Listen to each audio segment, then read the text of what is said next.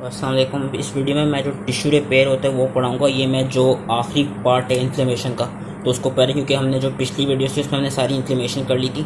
ये बेसिस के पेज 103 से लेके पेज 111 तक है टिश्यू रिपेयर। तो सबसे पहले एक रिपेयर की डेफिनेशन पता होनी चाहिए कि repair it is also called as healing refers to the restoration of tissue architecture and function after an injury। और इसमें याद रखने कि ये एक और पॉइंट याद रखने कि जो रिपेयर होता है वो यूजली पैरेन्काइमल और कनेक्टिव टिश्यूज़ वाली साइड पे होता है, वेरास जो आपकी वो हीलिंग होती है वो यूजली सरफेस एपिथेलियम वाली क्या कहते हैं साइड पे यूज़ की जाती है एज कन्वेंशनली। और इसमें ये है कि जब भी टिश्यू रिपेयर होता है तो वो दो प्रोसेसेस होता है, एक रीजनरेशन से और एक कनेक्टिव टिश्यू की फॉर्मेशन से। और हम अभी वही दो पढ़ेंगे, वो क्या कहते हैं उनको फर्दर डिटेल में। तो सबसे पहले जो सबसे आसान है वो है रीजनरेशन, और इसकी उन्होंने यहाँ पे इमेज भी दिखाई हुई है। रीजनरेशन में क्या होता है कि लेट्स सपोज कोई भी नॉर्मल सेल है, अब इसको कोई माइल्ड या सुपरफिशियल इंजरी हुई, उसकी वजह से हुआ क्या, ये देख सकते हैं यहाँ पे एक वूंड बन गया, यहाँ पे इंजरी हो गई। अब होगा क्या, यहाँ पे जो सेल्स रीजनरेट करेंगे तो वो वापस अपनी नॉर्मल वाली फॉर्म में आ जाएगी जिस तरह वो पहले थी। वेयरएस जो कनेक्टिव टिश्यू की फॉर्मेशन होती है, जो स्कार फॉर्मेशन होती है, उसमें क्या होता है कि उसमें एक तो सेवियर इंजरी होती है और दूसरा इंजरी होने के बाद वो जो उसकी नॉर्मल फॉर्म थी ना वो उसमें नहीं आ पाती। यहाँ पे स्कार की फॉर्मेशन होती है, यहाँ पे कोलेजन की डेपोजिशन होती है, यहाँ पे कनेक्टिव टिश्यू की फॉर्मेशन होती है, जो हम अभी सारा आगे डिटेल में पढ़ेंगे। रीजनरेशन में क्या होता है कि रीजनरेशन दो स्टेप से हो सकती है। या तो कि लेट्स सपोज यहाँ पे ये टिश्यू, यहाँ पे जिस तरह यहाँ पे टिश्यू इंजरी हुई है, अब इसकी इंजरी होने की वजह से कुछ सेल्स ऐसे हैं जो अभी भी अवेलेबल हैं। अगर तो इन अवेलेबल सेल्स के पास वो प्रोलिफरेटिव कैपेसिटी होगी ना, तो वो करेंगे क्या कि वो वापस प्रोलिफरेट करके इसको नॉर्मल सेल को रीजनरेट कर देंगे। एक तो इस तरह हो सकती है, दूसरा किस तरह हो सकती है कि लेट्स सपोज ये सेल्स डैमेज हो गए हों लेकिन वहाँ पे कोई प्रोजेनिटर स्टेम सेल्स प्रेजेंट हो, जिस तरह हमारे पास इंटेस्टाइन्स में या इन्होंने क्या कहते हैं और इंटेस्टाइन की एग्जांपल ली हुई, जिस तरह वहाँ पे स्टेम सेल्स प्रेजेंट होते हैं। तो होगा क्या कि अगर तो वहाँ से वो सेल्स चले गए जो रीजनरेट कर नहीं पाते, तो होगा क्या कि जो स्टेम सेल्स होंगे, स्टेम सेल्स फिर वो अपनी जो स्टेम सेल्स प्रोजेनिटर्स जो होते हैं वो अपनी प्रोलिफरेशन के थ्रू उस साइड को वापस रीजनरेट कर देंगे। और जो उसके थ्रू होती है क्या कहते हैं जो क्या कहते हैं जो ऑलरेडी सेल्स प्रेजेंट है उनकी जो डिफ्रेंसिएशन से होती है वो ज़्यादातर लिवर में देखी जाती है, और हम अभी आगे लिवर की ही बात करेंगे। और जो ये वाली स्कार फॉर्मेशन, इसमें मैंने बता दिया कि इसमें जो आपकी इसमें फाइब्रोसिस होगी और ये क्रॉनिक इन्फ्लेमेशन में ज़्यादा से ज़्यादा देखी जाती है जो स्कार फॉर्मेशन होती है। और इसमें उन्होंने एक चीज़ और बताई हुई कि लेट्स सपोज कि जो इन्फ्लेमेशन है अगर वो किसी टिश्यू स्पेस में हो ना, कि जो भी टिश्यू स्पेस होती है, जिस तरह आपकी जो पेरिकार्डियम है वहाँ पे कोई स्पेस होती है, जो प्लूरा है उधर स्पेस होती है, तो किसी भी अगर टिश्यू स्पेस में इन्फ्लेमेशन हो और फिर वो इन्फ्लेमेशन की वो हो वो जो एग्जिडेट हो, उस जगह को हम कहेंगे, उस पार्ट को या उस रिस्टोरेशन को हम कहेंगे ऑर्गेनाइजेशन। तो बस एक ये चीज़ थी। अब इन्होंने आगे बताई हुई सेल एंड टिश्यू रीजनरेशन के कौन कौन से आपके क्या कहते हैं डिपेंड करते हैं किस साइड पे इंजरी हुई है और किस तरह के वहाँ पे सेल्स प्रेजेंट है। कि फॉर एग्जांपल उन्होंने एग्जांपल दी हुई है लेबाइल सेल्स की, ये वाले जो सेल्स होते हैं ये ऑलरेडी हर हाल में आपके रीजनरेट करते रहते हैं। ये भी हम रीजनरेशन की एग्जाम्पल पढ़ रहे हैं। इसमें उन्होंने ये बताया हुआ कि जो हमारे सर्फेस एपिथेलियम होते हैं, स्किन के जो टिश्यूज होते हैं, स्किन के जो सेल्स होते हैं, वेजाइना के, सर्विक्स के, क्यूबॉइडल एपिथेलियम में जो डक्ट्स के होते हैं और जो एक्सोक्राइन ऑर्गन्स के होते हैं, और जो कोलमनार एपिथेलियम हमारे पास गैस्ट्रोइंटेस्टिनल ट्रैक्ट के होते हैं, यूट्रस और फिलोपियन ट्यूब्स होते हैं, ये कॉन्टिन्यूसली वो कर रहे होते हैं, रीजनरेट कर रहे होते हैं। इनको हम कहते हैं लेबाइल सेल्स या इनको हम कहते हैं कंटिन्यूसली डिवाइडिंग सेल्स। कुछ सेल्स ऐसे होते हैं कि जो एक हमने सेल साइकिल पढ़ी थी, जो अपनी सेल साइकिल में G0 वाली जो एक स्टेज होती है वहाँ पे वो मतलब वो स्टॉप हुए होते हैं, वो क्विसेंट फॉर्म में होते हैं। तो होता क्या कि जब भी इंजरी होगी ना वो अपनी क्विसेंट फॉर्म से वापस नॉर्मल वाली फॉर्म पे आएंगे, रीजनरेट करेंगे और दोबारा अपनी क्विसेंट फॉर्म में जो उनकी स्टेबल फॉर्म है उसमें चले जाएंगे। उनको हम स्टेबल टिश्यूज़ कहते हैं। और उसमें इन्होंने एग्जाम्पल यहाँ पे दी भी है उनकी किडनीज़ की, और लिवर की इतनी नहीं आती, लिवर की यूजली पहले वाले में आती है, और पैंक्रियास की। और फिर कुछ टिश्यूज होते हैं जिनको हम परमानेंट टिश्यूज कहते हैं। ये वाले सेल्स जो हैं ये डिवाइड नहीं कर सकते, ये प्रोलिफरेट नहीं कर सकते। अगर लेट्स सपोज इन सेल्स में कोई डैमेज हो गया तो फिर वो कांस्टेंट रहेगा, फिर वहाँ पे स्कार फॉर्मेशन देखी जाएगी। जिस तरह यहाँ पे एग्जांपल उन्होंने दी हुई है न्यूरॉन्स की और कार्डिक मायोसाइट्स की। अगर हार्ट में या कोई ब्रेन में इंजरी हो जाए तो फिर वहाँ पे स्कार टिश्यू फॉर्मेशन हो जाएगी, क्योंकि जो न्यूरॉन्स होते हैं और जो कार्डिक मायोसाइट्स होते हैं वो आपके रीजनरेट नहीं कर सकते। आगे फिर उन्होंने ये बताया है कि जब भी किसी सेल ने प्रोलिफरेट करना होगा रीजनरेशन के थ्रू तो उसको कुछ ग्रोथ फैक्टर्स की जरूरत पड़ेगी, और वो ग्रोथ फैक्टर्स प्रोवाइड कौन करेगा, वो हमने पिछली वीडियो में पढ़ा था। वो जो M2 मैक्रोफेजेस होते हैं जो ऑल्टरनेटिवली एक्टिवेट होते हैं वो ग्रोथ फैक्टर्स प्रोवाइड करते हैं, क्योंकि उन्हीं का काम टिश्यू रिपेयर होता है और उन्हीं का काम एंटी इन्फ्लेमेटरी इफेक्ट्स होता है। तो अब यहाँ पे उन्होंने एग्जांपल दी हुई लिवर के जनरेशन की, लिवर की रीजनरेशन की। लिवर की रीजनरेशन कैसे होती है कि लेट्स सपोज हमने कोई पार्शियल हेपेटेक्टोमी की जिसमें से हमने लिवर का कोई लोब रिमूव कर दिया। अब होगा क्या कि जो वहाँ पे ऑलरेडी प्रेजेंट सेल्स होंगे, सबसे पहले जो आपके लिवर के कफर सेल्स होते हैं जो कि लिवर के मैक्रोफेजेस होते हैं, मैंने क्या कहा था कि वो कुछ साइटोकाइंस या वो ग्रोथ फैक्टर्स रिलीज करेंगे। तो होगा क्या, वहाँ के जो कफर सेल्स होंगे वो इंटरल्यूकिन 6 को रिलीज करेंगे। और इंटरल्यूकिन 6 का काम क्या होगा कि वो जो वहाँ पे ऑलरेडी प्रेजेंट हेपेटोसाइट्स है ना, उनको वो एक तरफ से वो करेगा कि उनको वो कॉम्पिटेंट बनाएगा कि वो ग्रोथ फैक्टर्स को रिसीव कर सकें और ग्रोथ फैक्टर्स को रिस्पॉन्ड कर सकें। ये होगा इंटरल्यूकिन 6 का काम। और ये पहली स्टेज को हम कहते हैं प्राइमिंग स्टेज। फिर दूसरी स्टेज आती है सेल प्रोलिफरेशन स्टेज। इस स्टेज में क्या होता है कि अब ये जो सेल्स हैं ये कॉम्पिटेंट हो गए कि ये ग्रोथ फैक्टर्स को ले सकते हैं। तो अब जो डिफरेंट ग्रोथ फैक्टर्स होते हैं, जिस तरह एग्जांपल दी हुई है एचजीएफ की which is hepatocyte growth factor and TGF alpha की which is transforming growth factor alpha, होंगे क्या कि ये जो सेल्स हैं इन ग्रोथ फैक्टर्स को अपटेक करेंगे। और इनकी वजह से क्योंकि ये ग्रोथ फैक्टर्स हैं तो फिर ये जो सेल की अपनी सेल साइकिल होती है उसको इनिशिएट करा देंगे। अब यहाँ पे डिफरेंट ट्रांसक्रिप्शनल फैक्टर्स बनेंगे, डिफरेंट प्रोटीन्स बनेंगी, डिफरेंट सेल साइकिल रेगुलेटर्स बनेंगे। उससे फिर अल्टीमेटली होगा क्या कि जो सेल होंगे वो प्रोलिफरेट कर जाएंगे और वो रीजनरेट कर जाएंगे। और सबसे पहले हेपेटोसाइट्स रीजनरेट करेंगे। उसके बाद क्या होगा कि जो नॉन पैरेंकाइमल सेल्स होते हैं, जिसमें एग्जांपल आ जाती है कप्पर सेल्स की, एंडोथीलियल सेल्स की और स्टेलियड सेल्स की जो प्रेजेंट होते हैं लिवर में, वो भी फिर वापस रीजनरेट कर जाएंगे। और जब वो पूरी सही तरह से रीजनरेट कर जाएंगे उसके बाद होगा क्या, उनकी टर्मिनेशन हो जाएगी। और टर्मिनेशन वाली फेज में क्या होगा कि वो जो हेपेटोसाइट्स थे वो अपनी जो क्विसेंट फॉर्म होती है, जो स्टेबल फॉर्म होती है, जिसकी इन्होंने यहाँ पे एग्जांपल दी हुई थी, वो अपनी क्विसेंट फॉर्म में आ जाएंगे। ये थी थ्रू क्या कहते हैं थ्रू रीजनरेशन। और दूसरी जो स्टेम सेल प्रोलिफरेशन कैसे होती है कि वही कि जो हमने फर्स्ट सेकंड में पढ़ा कि जो आपके स्टेम सेल्स होंगे वो प्रोलिफरेट करके डिफरेंशिएट कर जाएंगे और वो हेपेटोसाइट्स में बन जाएंगे।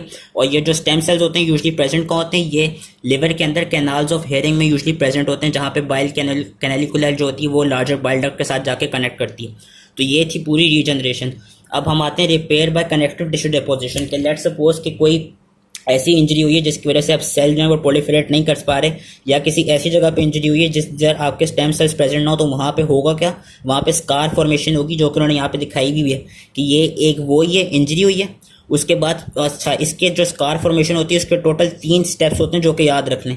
पहला स्टेप होगा इन्फ्लेमेशन, दूसरी होगी प्रोलिफरेशन और तीसरी होगी क्या कहते हैं मैच्योरेशन या remodelling of remodelling of the scar. Inflammation वाले फेज में क्या होगा, इन्फ्लेमेशन वाले फेज में ऐसा नाम सजेस्ट कि लेट्स सपोज जब भी कोई यहाँ पे इंजरी हुई है तो सबसे पहले तो वहाँ पे ब्लड क्लॉट की फॉर्मेशन होगी, प्लेटलेट्स आएंगी, वो उसको उधर क्लॉट फॉर्मेशन कराएंगे, उस ब्लीडिंग को रोकेंगे। ब्लीडिंग को रोकने के बाद होगा कि सबसे पहला स्टेप इन्फ्लेमेशन होगा। इन्फ्लेमेशन में क्या होता है, वो जो हमने सारे पिछली वीडियोस में पढ़े कि डिफरेंट कीमोकाइंस आएंगे, डिफरेंट साइटोकाइंस आएंगे, जिसकी वजह से न्यूट्रोफिल्स आएंगे and to some extent macrophages भी आएंगे। और वो सारी फिर अपने जो फेगोसाइटोसिस का प्रोसेस होता है वो पूरा करेंगे। और जो भी जिस भी चीज़ ने इंजरी कॉज करवाई है, लेट्स सपोज कि अगर कोई फॉरेन बॉडी हो या कोई माइक्रोब उसने अगर करवाया है क्या कहते हैं इंजरी, तो वो उस माइक्रोब को उधर से रिमूव करेंगे। ये होगा पहला स्टेप जो कि होता है इन्फ्लेमेशन, जो कि उन्होंने यहाँ पे दिया हुआ है। उसके बाद क्या होता है दूसरा step cell proliferation. Cell proliferation में क्या होगा कि डिफरेंट सेल्स आएंगे और यहाँ पे ग्रैन्युलेशन टिश्यू की फॉर्मेशन होगी। डिफरेंट सेल्स कौन से आएंगे, यहाँ पे एपिथेलियल सेल्स आएंगे। एपिथेलियल सेल्स क्या करेंगे कि वो जो एपिथेलियल की लेयर होती है उसको फॉर्म करेंगे। यहाँ पे डिफरेंट एंडोथेलियल सेल्स आएंगे पैरासाइट्स के साथ। एंडोथेलियल सेल्स का काम क्या होगा, जो हम अभी आगे पढ़ेंगे, वो एंजियोजेनेसिस कराएंगे। वो हम देख सकते हैं यहाँ पे वो न्यू ब्लड वेसल्स की फॉर्मेशन कराएंगे। और डिफरेंट फाइब्रोब्लास्ट आएंगे। फाइब्रोब्लास्ट का काम क्या होगा कि जो फाइब्रोब्लास्ट होंगे वो यहाँ पे स्कार फॉर्मेशन करेंगे। फाइब्रोब्लास्ट का काम होता है कि वो जो कोलेजन की सिक्रीशन होती है और जो कोलेजन की फॉर्मेशन होती है उसको कराते हैं। तो ये होगा प्रोलिफरेशन के स्टेप में। लास्ट स्टेप जो होगा, लास्ट स्टेप होगा रीमॉडलिंग। रीमॉडलिंग में यही है कि वो जो ग्रैन्युलेशन टिश्यू होगा वो कोलेजन स्कार में कन्वर्ट हो जाएगा। और फिर आपके क्या कहते हैं फाइनली होगा ये कि जो न्यू वेसल्स वहाँ पे बनी थी वो फिर आहिस्ता आहिस्ता कम हो जाएंगी। और जितने भी सेल्स वहाँ पे आके प्रोलिफरेट हुए थे, एंडोथेलियल सेल्स, एपिथेलियल सेल्स और फाइब्रोब्लास्ट, वो सारे आहिस्ता आहिस्ता उनकी प्रोलिफरेशन और उनकी माइग्रेशन रुक जाएगी। तो इसमें बस ये याद रखना था। उसमें जो ग्रैन्युलेशन टिश्यू है उसकी हमको डेफिनेशन याद रखनी है कि ग्रैन्युलेशन टिश्यू क्या होता है कि basically due to migration and proliferation of fibroblast and deposition of loose connective tissue together with the vessels and interspreads mononuclear leukocytes, they form granulation tissue। के granulation tissue बेसिकली वो जगह जहाँ पे हमको फाइब्रोब्लास्ट भी मिलेंगे, जहाँ पे हमको एंजियोजेनेसिस भी हो रही होगी, तो न्यू वेसल की फॉर्मेशन भी मिल रही होगी। और वहाँ पे हमको क्योंकि उधर इन्फ्लेमेशन हुई है तो वहाँ पे डिफरेंट तरह के ल्यूकोसाइट्स जिस तरह आपकी न्यूट्रोफिल्स होते हैं वो भी वहाँ पे मिल रहे होंगे। उसको हम ग्रैन्युलेशन टिश्यू कहते हैं। और ये पिंक कलर का होता है या कभी कभी डीप रेडिश कलर का होता है। बहुत सॉफ्ट सा टिश्यू होता है, उसकी ग्रैन्युलर सी वो होती है अपीयरेंस होती है। लास्ट उन्होंने वही बताया कि डिपोजिशन होगी कनेक्टिव टिश्यू की, जो कि मैंने बता दिया था कि जो ग्रेनुलेशन टिश्यू है वो फिर रिप्लेस्ड हो जाएगा कोलेजन से और वहाँ पे एक स्कार की फॉर्मेशन हो जाएगी। और यहाँ पे भी इन्होंने इस पैराग्राफ में चीज़ बताई है वो यही है कि सिंस यहाँ पे अब रिपेयर हो रहा है, एंटी इन्फ्लेमेटरी प्रोसेस हो रहा है इन्फ्लेमेशन के बाद, तो वो कौन से मैक्रोफेजेस कराएंगे, वो कराएंगे जो ऑल्टरनेटिवली एक्टिवेटेड मैक्रोफेजेस होते हैं जिसमें M2 की टाइप आ जाती है। तो अब हम पढ़ते हैं, हमने इन्फ्लेमेशन पढ़ ली थी पहले वीडियोस में, तो मैं इन्फ्लेमेशन का स्टेप नहीं करा रहा। अब हम आते हैं एंजियोजेनेसिस में, जो कि दूसरा स्टेप था स्कार फॉर्मेशन का, जो कि थी प्रोलिफरेशन वाले में हमारे। एंजियोजेनेसिस कैसे होती है और एंजियोजेनेसिस होती क्या है? एंजियोजेनेसिस बेसिकली ये होती है कि formation of new blood vessels, क्या कहते हैं, process of new blood vessels develop from existing vessels. जो ऑलरेडी एग्जिस्ट कर रही होंगी ना वेसल्स, वो फिर नई वेसल्स बनाएंगी, उसको हम एंजियोजेनेसिस कहते हैं। और उसके कुछ एक डिफरेंट वो होते हैं, एक फीचर्स होते हैं। फीचर्स उसके क्या होते हैं? ये 5 फीचर्स होते हैं कि सबसे पहले वहाँ पे वेसोडाइलेशन होगी और वो जो नई वेसल बन रही होगी वो काफ़ी लीकी होगी, उसकी जो परमेबिलिटी होगी वो ज़्यादा होगी। और वो ज़्यादा क्यों होगी? वो इस फैक्टर की वजह से ज़्यादा होगी जिसका नाम होता है वेस्कुलर एंडोथेलियल ग्रोथ फैक्टर। दूसरा क्या है? वहाँ पे जो पेरिसाइट्स हैं उनकी सेपरेशन हो रही होगी। ये याद रखने कि जो स्मॉल वेसल्स है ना उसमें पेरिसाइट की वो होगी सेपरेशन, और जो लार्ज वेसल्स होती हैं उसमें स्मूथ मसल्स की वो हो रही होगी, सेपरेशन हो रही होगी। और फिर होगा क्या कि जो बेसमेंट मेम्ब्रेन है जो कि यहाँ पे दिखाई गई उसकी डिग्रेडेशन हो रही होगी। बाद में क्या होगा कि वहाँ पे फिर माइग्रेशन होगी एंडोथीलियल सेल्स की। एंडोथीलियल सेल्स का काम यही है कि वो वहाँ पे एंडोथीलियल जो मेन चीज़ वेसल्स के अंदर होती है उसकी फॉर्मेशन करेंगे। उसके बाद वहाँ पे प्रोलिफरेशन होगी एंडोथीलियल सेल्स की। उसके बाद रीमॉडलिंग इनटू कैपिलरी ट्यूब, एक कैपिलरी ट्यूब बन जाएगी जब एंडोथीलियल सेल्स सारे फॉर्म हो जाएंगे। उसके बाद क्या होगा? रिक्रूटमेंट होगी of peri endothelial cells. Peri endothelial cells क्या होते हैं कि बेसिकली, क्योंकि हमें पता है कि जो भी वेसल होती है उसमें एंडोथीलियम होते हैं, उसमें बेसमेंट मेम्ब्रेन होती है। और फिर मैंने कहा कि जो स्मॉल वेसल्स होती हैं उनके पास पेरासाइट, वेरस जो लार्ज वेसल्स होती हैं उनके पास स्मूथ वेसल होते हैं। तो पेरी एंडोथीलियल सेल्स बेसिकली वो होते हैं कि जब एक वेसल बन गई जिसके पास एंडोथीलियम और बेसमेंट मेम्ब्रेन प्रेजेंट है, अब जो उसको मेच्योर होना है, मेच्योर कैसे होगी कि उसमें पैरासाइट की फॉर्मेशन होनी या उसमें स्मूथ मसल्स की फॉर्मेशन होनी। तो वो जो सेल्स वो जो उनकी फॉर्मेशन कराते हैं उन सेल्स का नाम होता है पेरी एंडोथीलियल सेल्स।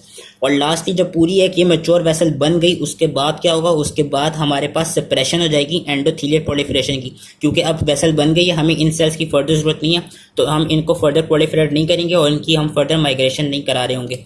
ये एक तरफ से ओवरव्यू था। और फिर आगे जो उन्होंने पूरा यहाँ तक एक तरफ से जो यहाँ तक बताया हुआ है, ये वही इसका मैकेनिज्म बनाया, उसका वही मैकेनिज्म बताया हुआ है। और मैकेनिज्म इसका क्या है? मैकेनिज्म इसका यही है कि सबसे पहले एक फैक्टर आया जिसका नाम है vascular endothelial growth factor alpha. उसने क्या किया? उसने माइग्रेशन और प्रोलिफरेशन ऑफ एंडोथीलियल सेल्स को स्टिमुलेट कराया और उसने साथ ही वेसोडाइलेशन भी कराई। और वेसोडाइलेशन कराने से हुआ है कि जो वेसल का जो लूमन है वो इंक्रीज किया, जिस तरह यहाँ पे नजर आ रहा है। उसके बाद आपके पास और कौन कौन से फैक्टर होंगे? डिफरेंट फैक्टर होते हैं, जिस तरह fibroblast growth factor 2। Fibroblast growth factor 2 क्या करेगा? वो एंडोथीलियल सेल्स की प्रोलिफरेशन करेगा। अच्छा, ये जो फैक्टर्स है ना और जो इनके फंक्शन है ये याद रखने कि वेस्कुलर एंडोथीलियल ग्रोथ फैक्टर ने जो एंडोथीलियल सेल्स थे उनकी माइग्रेशन कराई और उनकी प्रोलिफरेशन भी कराई। जो फाइब्रोब्लास्ट ग्रोथ फैक्टर 2 है वो एंडोथीलियल सेल्स की वो प्रोलिफरेशन करा रहे हैं और वो मैक्रोफेजेस और फाइब्रोब्लास्ट की माइग्रेशन करा रहे हैं। और साथ में क्या करा रहे हैं? जो एपिथेलियल सेल हैं उनकी भी वो माइग्रेशन करा रहे हैं कि वो जो एपिडर्मल वुंड है उसको कवर कर सकें। अब अगेन कोई भी जो रीजनरेशन हो रही होगी वो किसी ग्रोथ फैक्टर के विदाउट होगी नहीं। यहाँ पे तो ग्रोथ फैक्टर कौन से होंगे? यहाँ पे 2 ग्रोथ फैक्टर्स होंगे, एंजियोपोएटिन 1 और 2, जो कि करा रहे होंगे, जो कि बेसिकली अभी वेसल की फॉर्मेशन करा रहे होंगे। अब जब वेसल बन जाएगी तो उसको स्टेबलाइज होना है। स्टेबलाइज उसको किससे होना है? मैंने अभी कहा उसको, या तो अगर वो स्मॉल वेसल है तो पेरिसाइट से, और अगर लार्ज वेसल है तो स्मूथ मसल से। अब उसके लिए भी कुछ डिफरेंट फैक्टर्स चाहिए होंगे जो कि उसको स्टेबलाइज करा सकें। वो डिफरेंट फैक्टर्स कौन से होंगे? वो एक तो होगा प्लेटलेट डिराइव ग्रोथ फैक्टर, दूसरा होगा transforming growth factor beta. Platelet drive growth factor क्या करेगा कि जो प्लेटलेट ड्राइव ग्रोथ फैक्टर है वो उन पेरिसाइट्स और स्मूथ मसल सेल्स जो पेरी एंडोथीलियल सेल्स होते हैं उनकी माइग्रेशन और उनकी प्रोलिफरेशन करेगा कि it will recruit smooth muscle sales.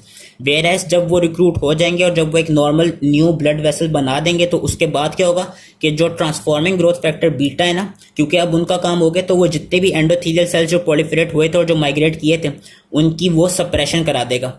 ये एक ओवरऑल प्रोसेस था एंजियोजेनेसिस का। आगे उन्होंने एक नॉच सिग्नलिंग पाथवे बताया हुआ है कि वो नॉच कोई लाइगेंड लगता है आके, जिसकी वजह से वेसल्स की स्प्राउटिंग फर्दर हो जाती है। स्प्राउटिंग ये होती है कि उनकी ज़्यादा ब्रांचिंग हो जाती है।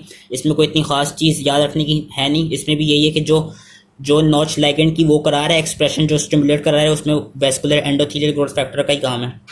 तो ये एंजियोजेनेसिस हो गई और हमने इन्फ्लेमेशन पढ़ ली थी पहले। अब क्या कहते हैं, प्रोलिफरेशन हो गई। अब लास्ट स्टेप क्या है कि हमने जो यहाँ पे वो जो भी वुंड है वो जो हील हो गया, अब हमने यहाँ पे स्कार टिश्यू फॉर्मेशन करानी। स्कार टिश्यू फॉर्मेशन कैसे होगी, कोलेजन की डेपोजिशन से। और कोलेजन की डेपोजिशन कौन कराते हैं, वो कराते हैं फाइब्रोब्लास्ट। उसके लिए भी डिफरेंट फैक्टर्स चाहिए होंगे। एक तो ऑलरेडी जो फैक्टर्स प्रेजेंट हैं जिसमें उन्होंने एग्जांपल दी हुई है प्लेटलेट डिराइव ग्रोथ फैक्टर की, फाइब्रोब्लास्ट ग्रोथ फैक्टर 2 की और ट्रांसफॉर्मिंग ग्रोथ फैक्टर बीटा की। और ऑब्वियसली जो M2 वाले मैक्रोफेजेस भी होते हैं क्योंकि उनका काम एंटी इन्फ्लेमेटरी होता है और उनका काम रिपेयरिंग होता है। लेकिन इसमें याद रखना है कि इसमें जो सबसे इंपॉर्टेंट फैक्टर होगा ना जो कि कनेक्टिव टिश्यू की फॉर्मेशन कराएगा वो होगा TGF बीटा। और वो इसलिए होगा क्योंकि जो ट्रांसफॉर्मिंग ग्रोथ फैक्टर बीटा होता है it stimulates the fibroblast migration and proliferation which increases synthesis of collagen and fibronectin and decreases degradation of ECM by inhibiting metalloproteinase। तो उसमें ये चीज़ याद रखनी है क्योंकि स्कार की फॉर्मेशन के लिए हमको कोलेजन का प्रेजेंस होना ऑब्वियसली ज़रूरी है और वो कोलेजन की जो सिंथेसिस है और जो स्टिमुलेशन है फर्दर उसकी प्रोलिफरेशन है वो करा कौन रहा है, वो फाइब्रोब्लास्ट करा रहे हैं। और फाइब्रोब्लास्ट खुद किस फैक्टर की वजह से आ रहे हैं, वो TGF बीटा की वजह से आ रहे हैं। तो ये वाला फैक्टर का होना ज़रूरी है जो कि फिर स्कार फॉर्मेशन कराएगा। बाकी फिर उन्होंने दिया हुआ है कि रीमॉडलिंग के जब वो कनेक्टिव टिश्यू बन जाए फिर उसकी फर्दर रीमॉडलिंग भी होती है, लेकिन उस चीज़ को हमको इतना याद रखने की जरूरत नहीं है। उसमें उन्होंने एक तरफ से डिफरेंट एंजाइम्स बताए हुए जो डिफरेंट प्रोटीन्स पे एक्ट करते हैं। जिस तरह उन्होंने बताया हुआ है कि कुछ मैट्रिक्स मेटालोप्रोटीनेसेस होते हैं जो कि फाइब्रोलर कोलेजन को क्लीव करते हैं। एक एंजाइम होता है जेलेटिनेस। जेलेटिनेस का काम क्या है कि वो जो एमोर्फस कोलेजन है उसको डिग्रेड करता है और फाइब्रोनेक्टिन को डिग्रेड करता है। और फिर उन्होंने एक और एग्जांपल दी हुई है स्ट्रोमलाइसिस की। स्ट्रोमलाइसिस का काम क्या है कि वो जो डिफरेंट ECM की प्रोटीन्स होती हैं जिसमें प्रोटेग्लाइकन्स, लेमिनिन्स, फाइब्रोनेक्टिन रहते हैं वो उनकी डिग्रेडेशन कराते हैं। और ये जो मैट्रिक्स मेटालोप्रोटीन्स होती हैं ये अगेन जो अपनी इनएक्टिव फॉर्म है उसमें वो सिंथेसाइज होती हैं और फिर उनको एक्टिवेट कौन करते हैं, इनको एक्टिवेट करता है प्लाज्मिन। और एक्टिवेट होने के बाद इनका जो काम है कि वो या तो जो प्रोटीन्स है उनकी डिग्रेडेशन करेंगी या उनकी खुद की जो सिंथेसिस है वो इनहिबिट हो जाएगी। तो ये बस एक छोटी सी चीज़ उन्होंने इस पैराग्राफ में लिखी हुई थी। So that was the all tissue की होल टिश्यू के रिपेयर कैसे होगा। अब आगे जो 2 पेजेस रह गए हैं उसमें हम ये पढ़ेंगे कि कौन से फैक्टर्स इन्फ्लुएंस करते हैं टिश्यू रिपेयर को और कुछ एग्जांपल जिसमें हमारे पास primary wound healing by first intention और हीलिंग बाय सेकंड इंटेंशन है और फिर उससे रिलेटेड जो एबनॉर्मेलिटीज हो सकती हैं।